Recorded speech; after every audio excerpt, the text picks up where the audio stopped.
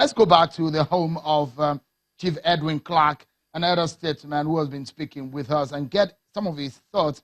And he did say that restructuring was one of the assurances they got before endorsing the PDP's candidate Atiku Abubakar.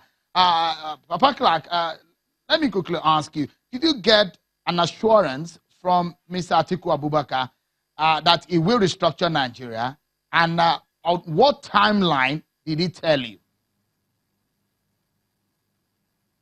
Yes, thank you very much, Shim. We have discussed all these points with him, and we've seen that he has been talking about restructuring since 1986, and he even has written a book on restructuring. Let me say this: I do not belong to any political party, neither PDP nor APC. So what we are saying that the destiny of our people is on the restructuring of Nigeria. Our salvation lies there. For instance, I'm not against infrastructural development.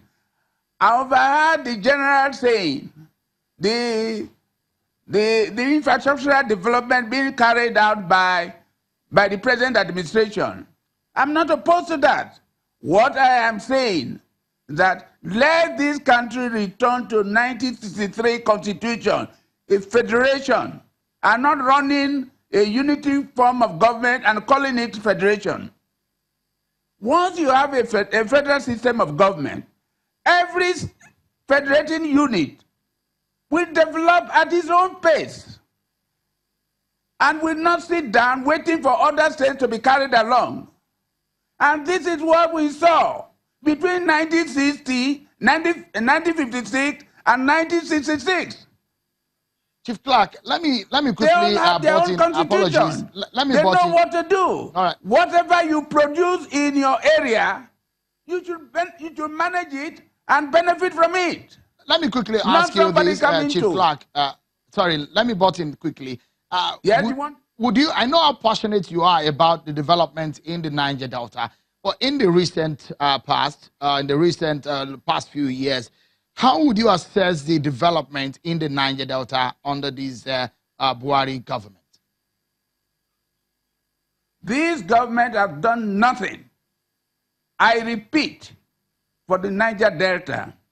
Rather, they are taking everything from us. As a result of that, our boys, our youth, decided to vandalize pipeline. They sent all the troops to the Niger Delta, including Crocodile Smile. Nothing came out of it. It was pandemic, funded by me.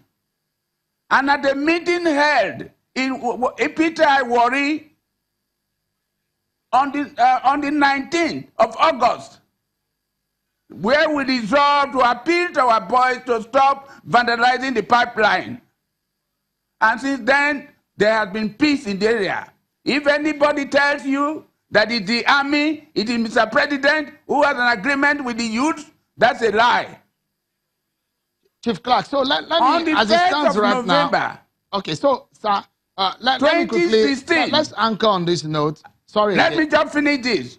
I led a delegation of 100 traditional rulers, politicians, senators, and so forth, youths and women, to Aso Rock to discuss our plight with Mr. President.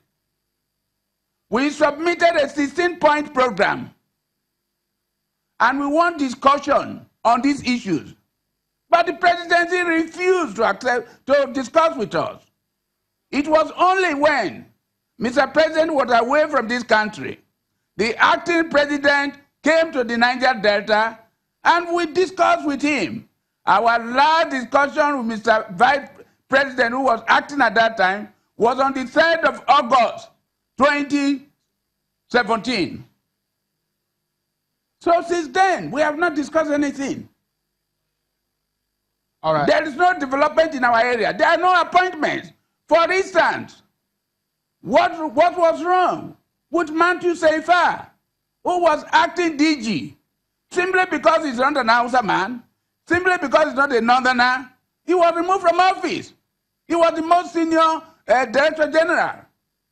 So what do? Look at what is going on with the Chief Justice of Nigeria today. If he was a northerner or he came from the southwest, nothing will happen to him. The due process will be followed. But who are they they are minority? We don't care about them. They are under us. Let us control our resources. Okay. Chief Clark, for instance, I wish we had more time to discuss this, but we need to anchor. It's a pleasure talking to you, Chief Edwin Clark, elder statesman and the leader of PANDEF. Thank you so much, sir, for your time tonight on the program.